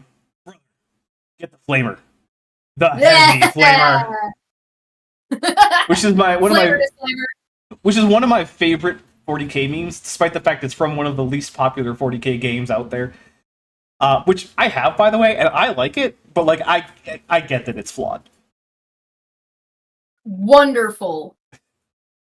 Naram Puts is like, whoa, what? Yeah, you got a wrench. Don't abuse it, or I will take it away. Sometimes the greatest memes come from the smallest places. It's true. It really helped that the guys who made that meme were like had the Space Marine voice changers going when they did it, so that it all sounded like they were actually in the Space Marine armor. No. Oh, also, they're from the gay chapter because they're from the Dark Angels. The Dark Angels lore was written by a gay man in England living in like the mid 1980s, which I don't know if you know. Not a great time to be a gay man. And Time or place. he had the whole thing about like, oh, they have this secret that they don't let other people know, because if they do, then the entire Imperium might turn on them. But they have to figure it out themselves and have to keep it hush hush, even from each other sometimes. Yeah. Which is just being gay in the 80s. Yeah, basically. It's like the entirety of the lore, maybe not the entirety, but a huge portion of the lore of the Dark Angels chapter of Space Marines is just a metaphor for being a gay man in England in the 80s. Natural selection can only act like only. 1 to watching the White House get like hit by an alien strike, like in Independence Day. Where we at? Like in real life, we're at 1. In my fantasies that I go to sleep dreaming about, we're at the alien strike. Somebody tried. So today we were talking about what happens when it happens, right? And me and Chris were talking about it, and somebody in the chat tried to like morally kidnap us. Like, because Chris was like, well, hopefully sooner rather than later. And the person was like, wow, what the fuck? And I was just like, bro, there's gonna be parties around the planet when this man is alive. And what are you talking about? Mm-hmm. Look, as a general rule, I try not to root for people to die. But sometimes, when you're pulling nonsense fascist stuff, when you're, I don't know, arresting hundreds and hundreds of South Korean nationals for no particular reason, when you're building yourself multiple concentration camps, as well as hiring out other concentration camps around the globe to send people to, when you're threatening to deport people to places where the U.S. like Department of State says, hey, do not go to this country under any circumstance, Americans. When you're doing that kind of shit, I hope you die as soon as possible. I just don't like moral kidnapping in YouTube side chat. Yeah, there's that too. All right, I'm going to hit play because this is not about that. This is a different topic. Let people escape from that nonsense and go to other nonsense. No. On the biological properties that already exist. So here's the key. Remember, there are two basic mechanisms for evolution: natural selection, mutagenesis. No, there are not just 2. There are other ones. Like, drift. Something, Like, something. false Natural dichotomy. selection, sexual selection, niche construction, niche partitioning. These are Something- all different things. Something, something, false dichotomy. Yeah. Well, technically, no. Because he's not saying it's No, either mutation or selection. He's saying those are the only two that are there. What that is Yeah. just not being truthful about how many mechanisms there are for evolution. Yeah, because he's setting up a false dichotomy. He's setting up that there's only this option or this option, and those aren't the only two options. No, because he's not setting up a dichotomy, though. He's not saying Oh. it's either mutation or natural selection, and you can't have both. You can only have one. He's saying Oh. these are the only two, and we have both. Oh, I see. Yeah, so the dichotomy has to be one or the other, whereas he's setting up a both and, but he's leaving out other options. Right. Got it. Understood. Natural selection only selects for on the information that's already there. What? I mean, I hate the use of the word mutate or information. It selects from the genetic diversity that's there. That's true. You can't. From the information available, I guess. What he means is, in regular biology speak, instead of creationist gobbledygook, what he's trying to say is natural selection can only select from the genetic variation that exists in the population at the present time, which is true. what about the first law of thermodynamics? You know what? He seems like the kind of guy who would talk about the second law of thermodynamics. I watched Lieutenant- this man when I was in high school say that plate tectonics was impossible because if you put two pieces of like styrofoam in a bathtub, it takes too much force if you push them together on either side for one to go under and one to go above. I wish you had never said that. You're welcome. I'm going to take a drink now. I'm gonna read this. Lieutenant Matt the Moose Broker for 5 said, "Drift is a mechanism of evolution. Grift is a mechanism of creation." Oh, Very, very accurate. All right, here we go. You know, let's make an example. Let's split this in half. So let's pretend you have the populations for strength and you have the populations for intelligence. I'm going to chalk this up to English as a second language problems. What he means is alleles, not populations. But again, I'm chalking that up to English as a second language and him just getting the words wrong. He speaks better English than I do French, so we're just going to move on after pointing out that that is not the word he wants. I'm Okay. more mad that he's saying that this side gets this and this side gets this as individual like things when they are clearly you have to have some merging of them. Well, but we'll see where he fine. goes with it, because maybe he'll make a good argument. No, Sorry. yeah, okay, yeah, all right, yeah, fine, yeah, sure. We have to at least pretend that it's a possibility. No, we don't. I do. Who are you lying to right now? Myself? Yourself? Yeah, myself. The population. I mean, you have the genes for intelligence, you have the genes for strength. Together, you make a population that survives well. So then you have a really, really, well, not here because, of course, you believe in healing, but let's pretend you didn't. What? Is he saying that these people are faith healing, like a faith healing church? Hey, people, if you find yourself in the London City Church, maybe don't, because maybe they just won't call an ambulance if you get injured because they'll just pray over you instead. Everyone knows that faith healing is garbage because if it wasn't garbage, it would be in hospitals. I'm taking a drink for the implication that apparently this is a faith healing church. Okay. Hear me out on this. And Okay. I'm not making this is what I'm stating is not an argument about faith healing being real or fake or whether or not there are problems with hospitals. What I'm saying is if you actually believed that you could faith heal with enough people, the fact that you are not existing in and around hospitals makes you a bad person. Yeah.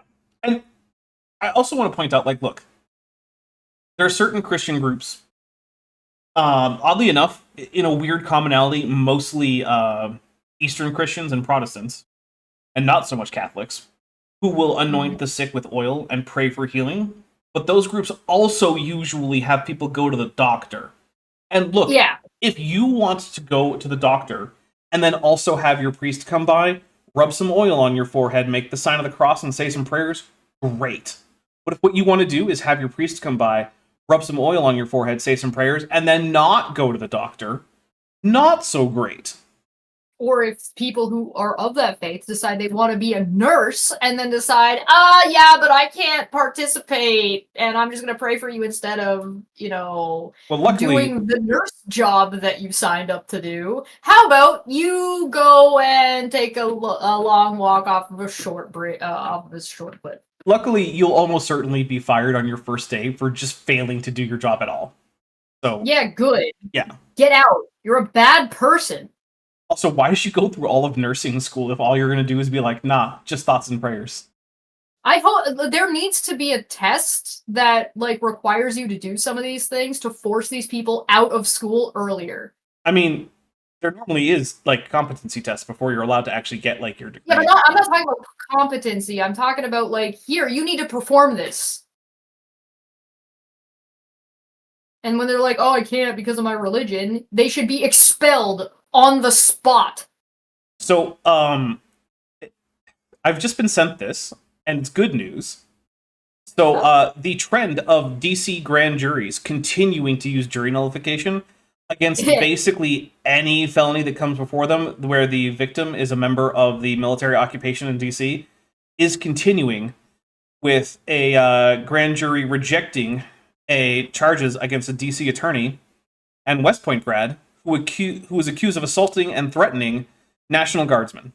So, if you are in any place that is currently under military occupation by the United States, and they are giving you the opportunity to be on a grand jury to indict or fail to indict someone who is accused of opposing the military occupation, I would encourage you to use your right to nullify the jury. To nullify the law there, and opt not to indict. And if you find yourself on a regular jury, or a petite jury, if you will, because French,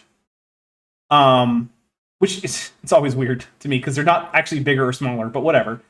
I would encourage you to also continue to vote not guilty on that, regardless, because it's an illegal military occupation, which means that you can't really commit crimes against illegal military occupiers.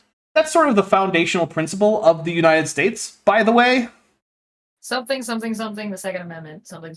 Even without the Second Amendment, just the very existence of the revolution kind of indicates that. Anyway, here we go. So you had a really bad cold go through, SRAS or something, and 24 hours, you're gone. That's a pretty damn bad cold there, Lawrence. Okay. 24-hour, you're dead cold. That's like the plague of Justinian level nonsense right there, but okay, sure. Who's likely to survive? I don't know, because you haven't told me anything. Why? Your mom! It's like, okay, we have one group that's supposed to be intelligent and one that's supposed to be strong. Neither of those indicates your ability to survive a plague. What, do you think that people who lift more survive plagues better, Lawrence? Is that what you think is happening right now? Yeah, I mean, maybe the intelligent people, more of their population would survive if you isolated them, but you already put them together. So the answer is literally anybody and nobody is the answer to your question. It's arbitrary. It's completely arbitrary. Yeah. If you said, hey, a plague goes through a population that is made up of multiple cities, who's more likely to survive? The people who are strong but not smart, or the smart people who are not necessarily strong? The answer is going to be the smart people, because the smart people will know how to isolate themselves and deal with the cold, and the strong people have zero intelligence. But it's such an asinine hypothetical that it has no real-world application. Blue Collar Rausuka for 199 says, on my duty of civil disobedience. Yeah. Look, I'm not going to say that you should do something that's going to put you in prison or something, or even get you arrested, because you know what? That's a really bad idea for a lot of people, for a lot of reasons. But the fun thing about voting on a jury, contrary to what the law and facts establish, is that you can't be punished for it. You can't be punished for it by law, but that could change. Well, okay, yeah, sure. You could have vigilantes who come after you, but that's also why the identity of jurors is often concealed.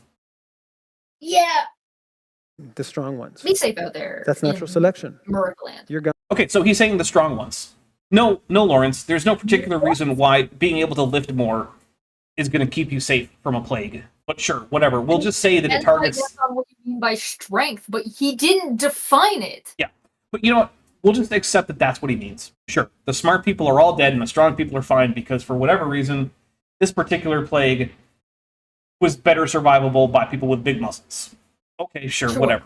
That's All right. It's not impossible that such a disease could occur, at least as far as I know. Yeah. All right. Gone. Sorry, had to pick one side. So you're gone. You're all happy I put intelligence, eh? Yeah, I tricked you. So you're gone. That's a joke that didn't land. Let's take a drink. I wouldn't have even known it was a joke if for his laughter. That's I not what I'm wouldn't have saying. known it was a joke if he didn't laugh at it himself. But have you advanced your population? You've just adapted, but you haven't added more information. Who cares? So what? What is your point? Yes, and You're not going to get a new organ out of this. You're not going to, you understand? People say, well, what do you do with vestigial organs? I have an answer to that. Most of them we don't take out anymore. But what do I care about vestigial organs? Those are things that are leaving. I want to know what's coming in. Right? If the evolution is true, I want to know where's all this new information for new stuff. Mutations. You said it earlier, Lawrence. You yourself said mutagenesis when what you actually meant was mutations, but again, I'm accepting that because I'm accepting a large amount of like misspeaking from you because English is your second language, so I don't care as much. But you gave us the answer. It's the mutations, Lawrence. Taking a did he drink. not earlier go on a whole thing about like the viability of parents and like parents having pieces of information, and then he just refused to accept that those two combinations of information created new information? Well, he's going to Because- argue that the new combination isn't actually new information that didn't pre-exist. It's just a new arrangement because- of pre-existing information. Right, because he's one, getting it wrong, and two, ignoring the mutation factor. Yeah. Yep. Okay. Despite the fact that he has already claimed that mutation is a mechanism for evolution, and now he's just ignoring this. This is the common Listen, tactic. it doesn't surprise me that this guy can fool teenagers and boomers. Oh, is it petty jury? Because of course English. Okay, Heather Bodacious claims Kuhn. I believe you, but I hate it. I'm not a lawyer. I have a cousin who's a lawyer, but he's like a copyright lawyer, so like, I don't know. That's It fascinating. is really interesting and cool, but it's also one of those things where like I am never ever going to need to ask this guy about law stuff because I'm probably never really going to care. Although I guess now that I do YouTube, that would be I would love to ask your cousin about law stuff in an interview. well. Send me messages and maybe I can try to make that happen. I'm out here trying to hook up with Dapper's cousin. Don't worry about it. I mean, he's pretty married and they seem pretty happy about it. So I would appreciate if you didn't try to break up my cousin's marriage. Fine. But then again, I have like dozens of other cousins, so like whatever. Only as a favor to you, though. Thank you. No new stuff. Yeah, that's the mutations. This, unfortunately, Oh, okay. So Okay. here's what's going on there. This is this common creationist tactic where they'll say like, hey, let's take each mechanism of evolution in isolation and point out that this mechanism on its own does not explain evolution, and therefore say, well, therefore evolution is fake. But Right. I've speaking of lawyer stuff, I've compared this to like a case where like you're on a jury looking at like a murder trial, right?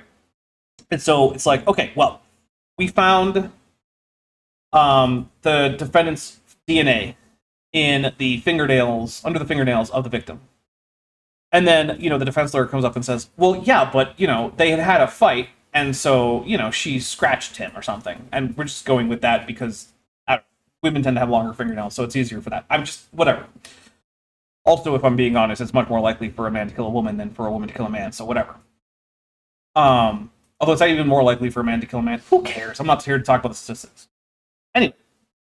Okay, well, sure. So maybe on its own, finding the defendant's DNA under the fingernails of the victim doesn't demonstrate that he's the murderer. But we do have footprints on the night of the murder leading from the back door out to the back woods behind the victim's house. that match the defendant's shoe size and shoe make. Yeah, but those aren't the only shoes. That could have been anyone with those shoes and that size. There's probably hundreds or maybe even thousands of such people in this one city. That doesn't prove it. Okay. But we also found a hammer that matches the weapon marks made or the injuries on the victim in the defendant's truck. Well, okay, but lots of people have those hammers.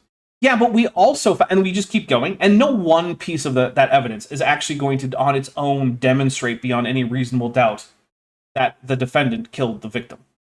But when you put it together, you get a cumulative case. And so just just like no one mechanism for evolution is sufficient to explain all of evolution, you put them all together, and then they are. Go ahead. Can I posit another analogy? Sure. Flour isn't a cake. Eggs aren't a cake. Also, yeah. Vanilla is not a cake. Chocolate is not a cake. When you start combining them together, you might be able to make a cake. Unless you suck. Yeah, get good, I guess. Lieutenant Matthew Moosebroker for $5 says, "You know a copyright lawyer and didn't ask him about the copyright?" Yes, I do, and no, I didn't. Yep. Hey, guess what, guys? That means I now know a copyright lawyer by mitosis. So, ha! Peter Sage You're all in trouble now. Peter Sage says, "Dapper's almost literally giving us 12 Angry Men." Yeah, I wasn't thinking about it, but that's true. That is very similar to the plot of 12 Angry Men. Yeah. Is still today in textbooks. Modern giraffes have long necks because some of their shorter necked ancestors had to stretch their necks to reach leaves high in trees during the times of food scarcity. What? What? What's the What problem? do you mean, what? You can just add valves. You can add, they have 7 valves to keep their head from exploding from the pressure of their heart when they go down to drink. Actually, yeah, you can. Because those quote-unquote valves that are basically check valves in like the arteries going up to the head are just extensions of the arterial wall. Which simple... You mean your neck can get longer, and in doing so, because your neck is getting longer, your vocal cord is going to stretch? Actually, the giraffe doesn't actually stretch its vocal cord very much. It's They also don't use the vocal cord very much. It's whatever that one long one is that I'm talking about. You're thinking of the recurrent laryngeal nerve. Laryngeal. I knew it started with an L. Yeah. So the check valves in the arteries of a giraffe are extensions of just the wall of the artery. And a simple mutation can cause a slight infolding of the arterial wall. And we know it's simple because in embryological development, the only signals that cells get are grow, fold, die, and differentiate. And simple mutations can cause extra fold where there wasn't a fold instruction before. So that's easy to explain with mutation. You just get one point, or well, I don't know if it's a point mutation, but you get one mutation that causes a slight folding. Now what this will do is it will increase the amount of head loss in the arteries in one direction. And if that provides an advantage, then that will be selected for. Now, another adaptation that giraffes have is a sponge-like system of blood vessels at the brain. But that's actually present in many, many mammals and has many functions, including allowing the animal to have blood supply to the brain in circumstances where blood flow is lower for some reason. So that's a pre-existing adaptation, so we don't even have to worry about how that gets there. But then, as the neck gets longer, and the amount of pressure of the blood flowing into the brain gets higher and higher, which becomes more and more of a problem because it might burst those blood vessels, that creates more selection pressure for the gaps, the little folds in the blood vessels to grow longer, which means that if there's a mutation that happens such that the grow signal is sent for a longer period after the fold signal, you get better and better check valves. They don't start off completely blocking off the blood flow, but every time they reduce it, you reduce the ultimate pressure felt by the brain, which if your neck isn't long enough to need a full system of check valves in your arteries, then you don't need to have evolved that. There is this is an easier thing to explain and understand than it is to try to wrap your brain around flowers that cannot see form patterns on purpose and their relationship to other insects. So like praying mantis, for example. there are specific types of praying mantis that look like specific flowers, and those flowers specifically look like those praying mantis. And it's all quote unquote intentional.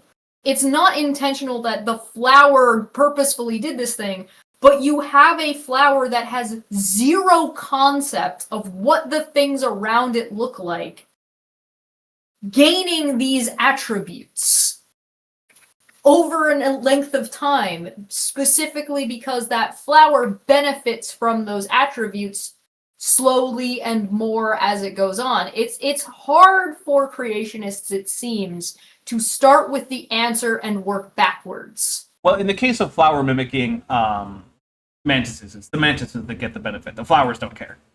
They don't get benefit. Yes. But yeah, it is similar in that you don't have to know what's going on in Well, order for something. the flowers may get a benefit of lack of aphids, but They don't, because aphids Alright. don't flee from or try to are avoid aphids too mantises. small for?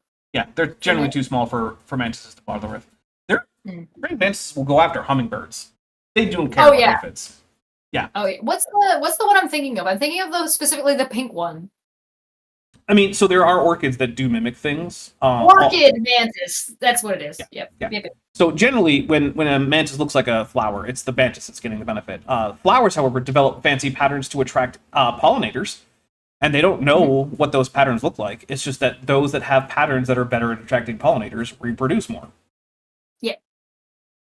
They just, And those oh, patterns there's not enough develop over leaves. time. I'm going to add a valve. What? No, it didn't just add a valve. Like I said, It's mutations poked a hole in my head, guys. What's the problem? mutations in developmental genes that cause a fold to occur is the beginning of a valve, and then further mutations that send that grow signal. All you need to do to understand this is to understand at the most basic level what embryology is. Can I also point out that the reason I brought up plants is because this guy's a plant biologist? You can. But also, I'm going to bring up that we are about to get out of here. Wait, no. Wait, yes. No, I'm looking at the clock and I'm seeing 37, but I'm reading it as 57 because I don't have my glasses. Never mind. I think we got 20 minutes. This muscular activity required activation of more genes, and corresponding incremental activity induced changes to those genes. Graph! Really? Yeah, so I don't like this paragraph. I don't know what it's from, but it is not the case that that these changes are inducing changes to those genes. So what I am thinking is that this is actually taken from the section about Lamarckian inheritance, because the giraffe is the most famous example of Lamarckian inheritance, which is a false idea about how changes happen to organisms. So I am very confident that this is a Trojan source, and I'm just going to take a drink for it because I'm thirsty. And the only explanation I can find for this is that this is describing how Lamarckianism could have worked if it were true.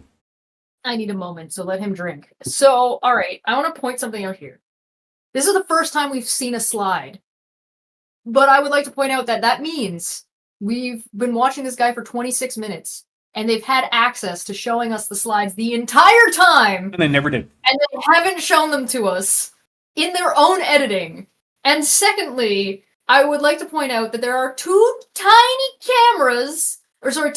screens that are absolutely worthless and do nothing for anybody in this scenario. And I am trying to think in my brain about when and where these things, these screens, would be useful, and the answer is zero. So what I'm No thinking, situation are these screens useful or what worthwhile. I'm thinking is that those screens are for the use of the worship band because they are positioned right above areas, That's what I was with thinking, but if instruments. they are for the worship band, they're facing the wrong direction. but not for practice.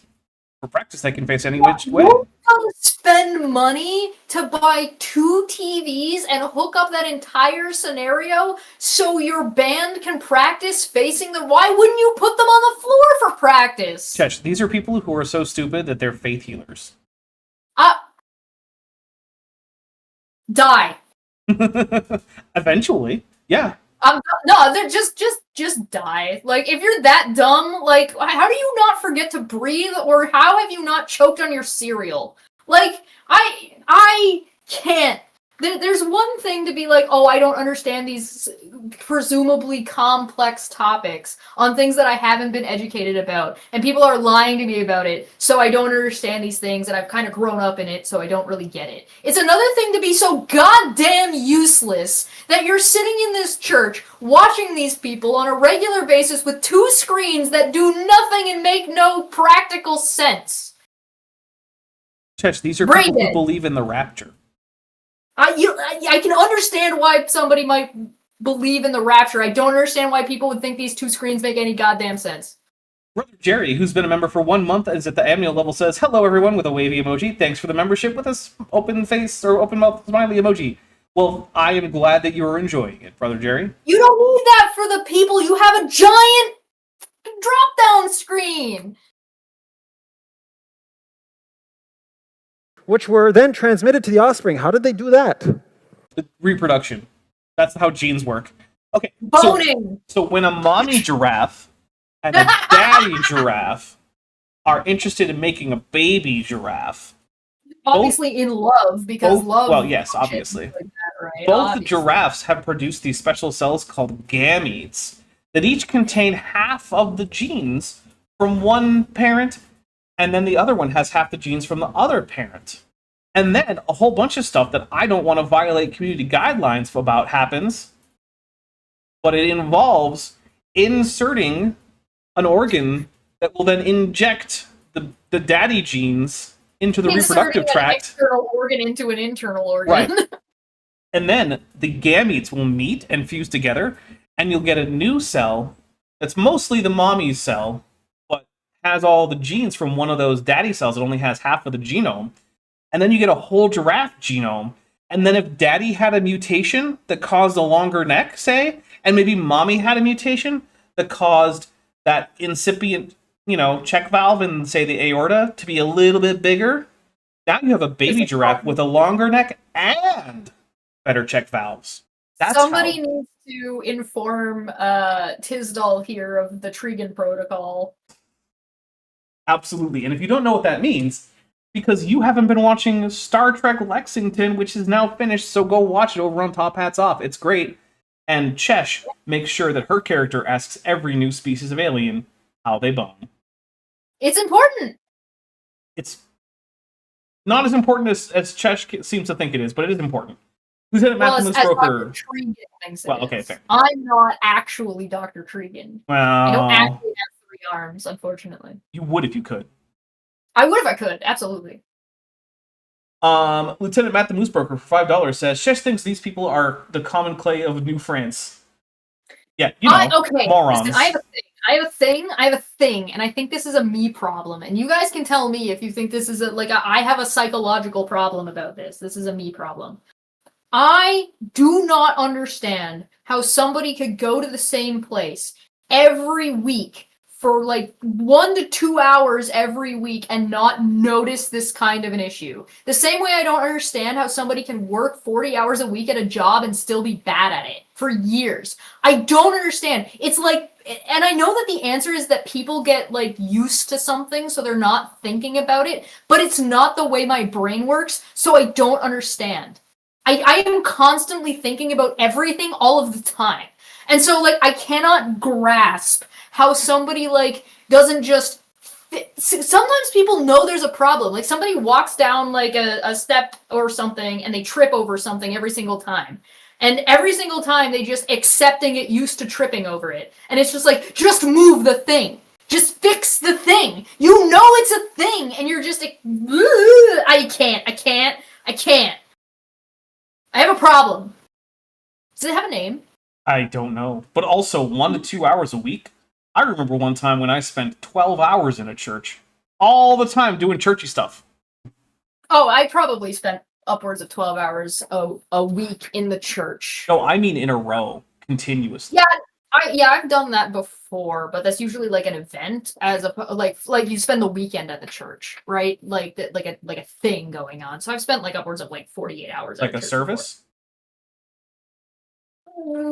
Yes, kind of. Yeah. I don't know. Anyway, Anyway. I've spent lengths of time, but Oregon Anyway. Poria, member for 23 months, who's at the Emio level, says, "Can we get a Captain Tenelia, aka Chet? Sorry, can we get Captain Tenelia, aka Chesh, to read Dr. Tregan's illustrated book on how species bone? And can I get an autographed copy, please?"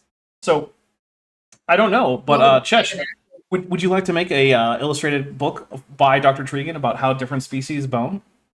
Yeah, but you have to pay me enough to do it. Okay. Well, there you go, Borg Emporia. I don't think that Chesh takes common snapping turtle pics as payment. Or do you? Not that I'm aware of. Okay, because Borg Emporia has a pet snapping I've turtle. never been Very offered cool. that before. I'd have to think about it.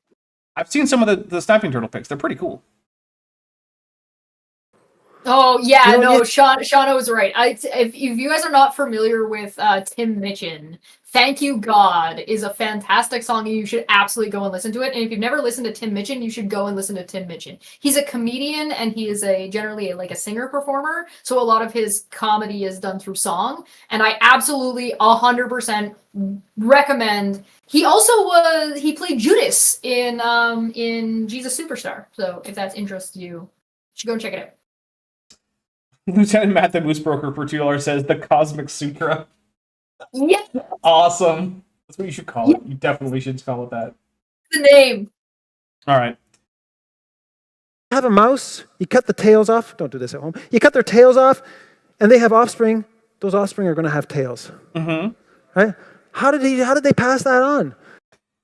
Lawrence, you're reading from the section about why this is wrong. Oh, wait, no, holy crap. There is a URL. We can check to see if this is a Trojan source.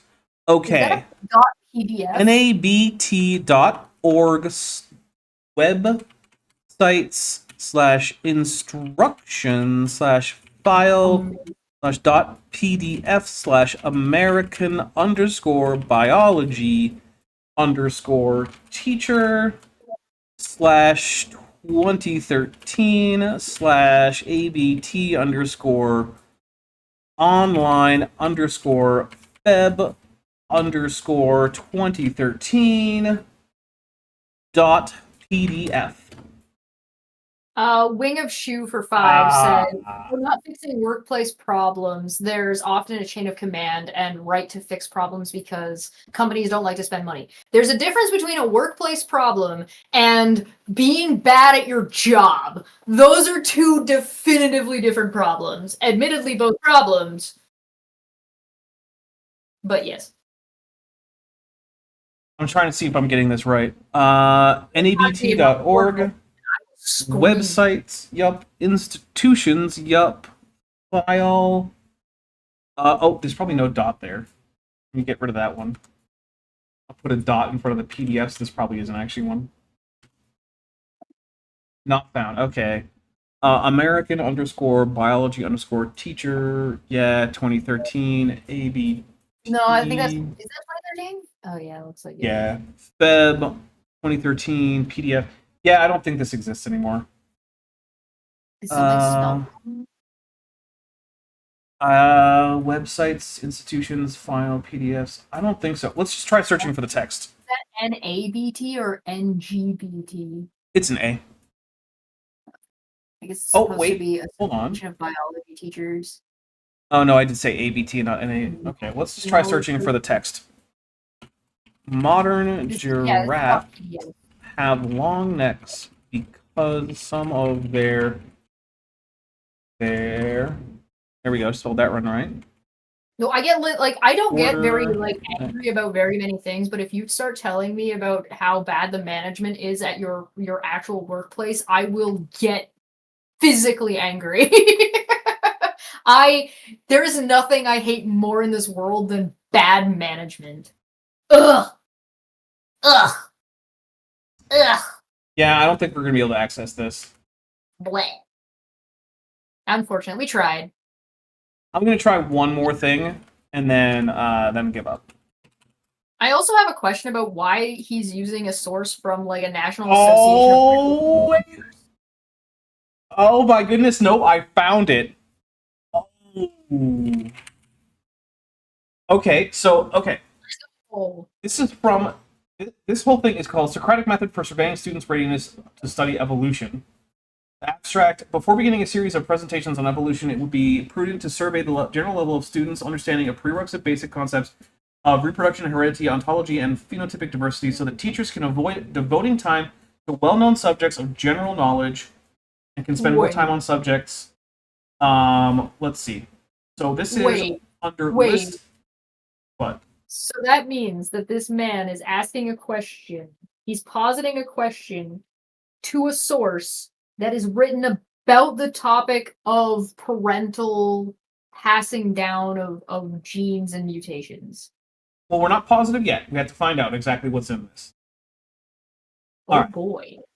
Okay, so Oh goody. student responses should be entered on a machine-scored sheet with 5 possible choices per statement as described above. From this, the instructor would be able to spot responses that deviate most often from currently accepted scientific knowledge, thus indicating more need for discussion in class. This list of statements can be given both before and after lectures, classroom discussions, and assigned readings and/or homework to evaluate the degree of comprehension of the material. Okay. So let's see what else we have here. Addendum. As I was preparing this article for ABT, the American Association of Advancement of Science announced in Science, blah, whatever, online science tests containing more than 700 test questions for life science, physical science, earth science, nature.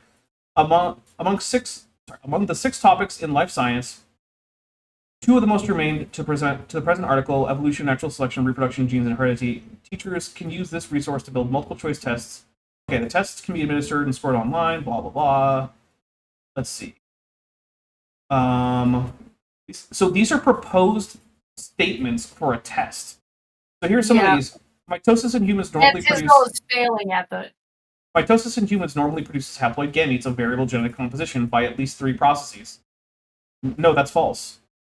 Because a mother's egg cell is much larger than a father's sperm cell, most children tend to receive more nuclear genes from their mother than their father. Also false. You cannot tell me right now that this man is quoting a question for a true or false test. Yes. As if it is actually representative of what the science says from a group of teachers that are just setting this up amongst No, that's exactly themselves. what's happening. We're taking a drink. This might be the most dishonest thing I've seen a creationist do in terms of citations. I'm going to go get my bottle. Let's see. Here's some other ones. The most frequent genetic traits in natural population. Sorry, the most frequent genetic traits in a population are, by definition, those produced by dominant genes rather than recessive genes. Also false. If an individual is born heterozygous for a dominant recessive pair of alleles, yet fails to develop the dominant trait sometimes during its life, the most likely cause is loss of the dominant allele, allowing the recessive trait to be expressed. No. A single Mendelian gene may sometimes produce more than one trait. That's true. A quantitative trait, example, size or shape of body parts, is normally produced by the combined action of multiple genes and environmental effects. Yes! This is literally a series of true or false questions. And he selected one of the ones where the answer is false. And he is presenting that as the scientific goddamn consensus. I am using it. Fuck this guy. This is so nope, so much nope. What? You cannot be serious. You cannot be serious. This is beyond the, like, I know we talked about Sal before being a dick, and we've talked about, like, Raw Matt being like just an awful human being.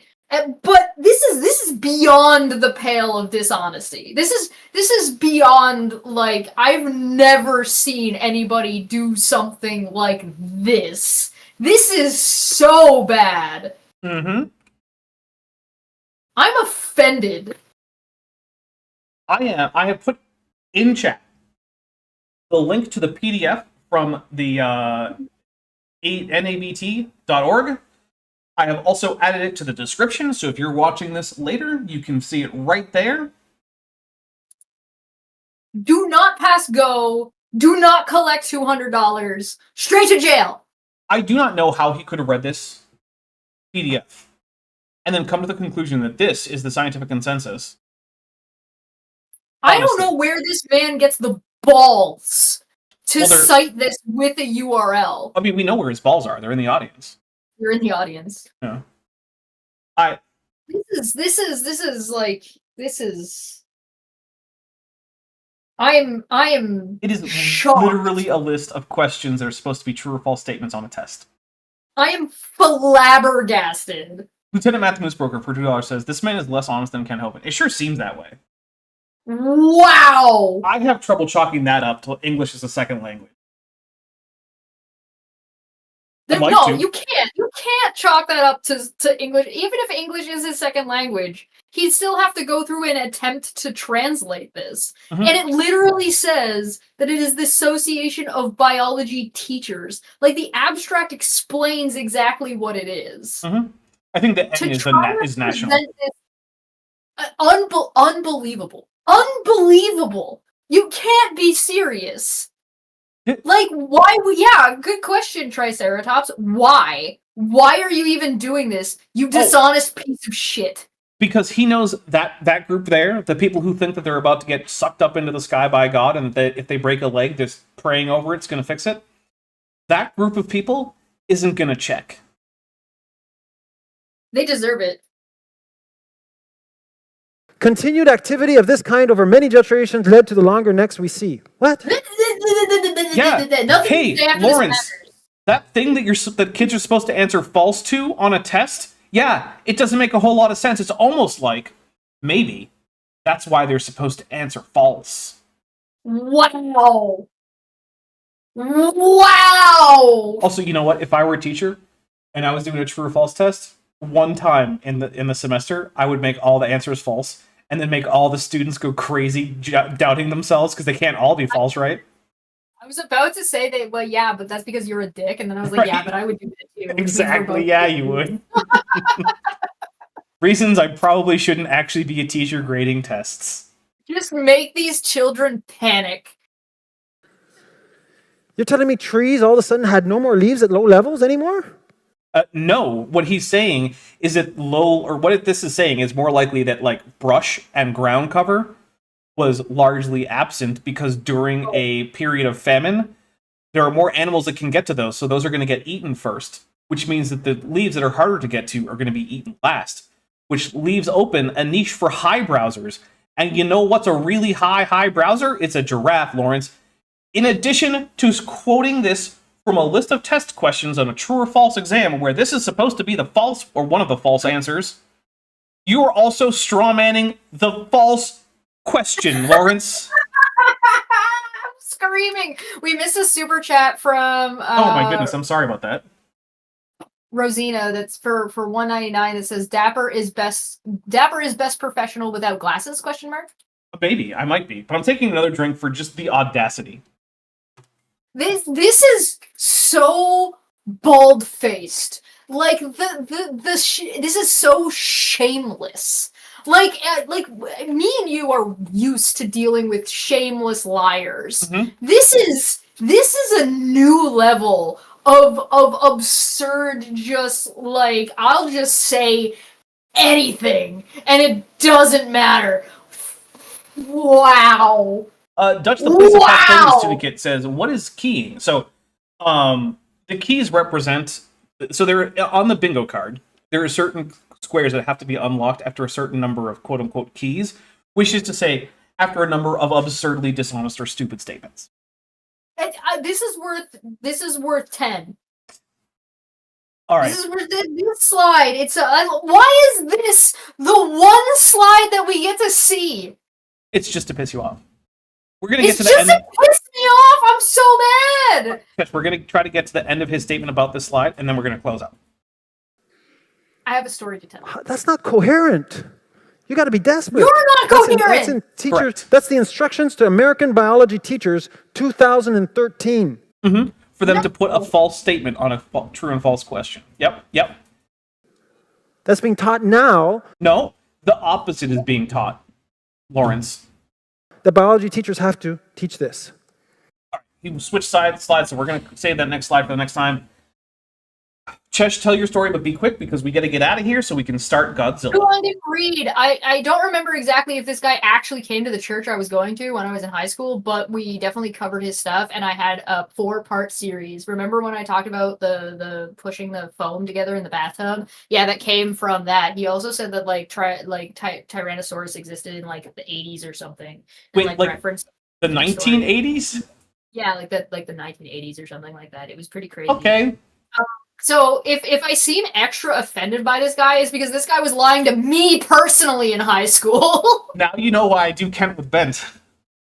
Well, yeah, you do count with. That's why I brought this guy to you, because I literally like watched this guy. I must have watched his series, the series that I had. It was not this one. It was a different one.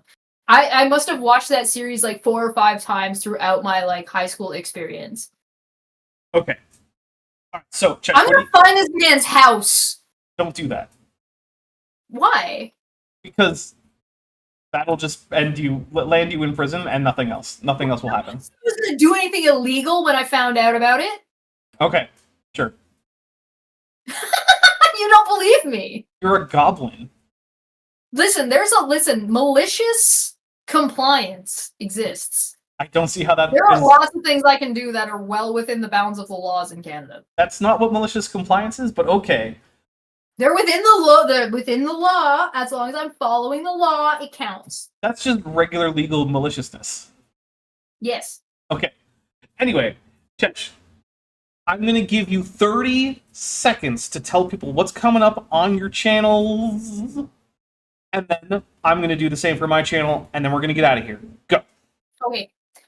Check out the last episode of Debate Hub. It was really, really good. We also cover philosophy the first Saturday of every month. Also, Dapper's going to be on at the end of the month, which will be the 27th, the last Saturday of the month, to talk about politics. So if you like us talking about politics, there's that. It's on Debate Hub official. Go and check it out. If you want to see me being a goober in general, I am almost at 4,000. I'm like 10 subscribers away from 4K. Please, I beg of you, have mercy on me. I'd love to hit 4K. That would be wonderful. We do Dumb Feck Friday with Mania on Fridays, where we just talk about stupid things and be stupid. It's a good old time. I'm also starting a new series.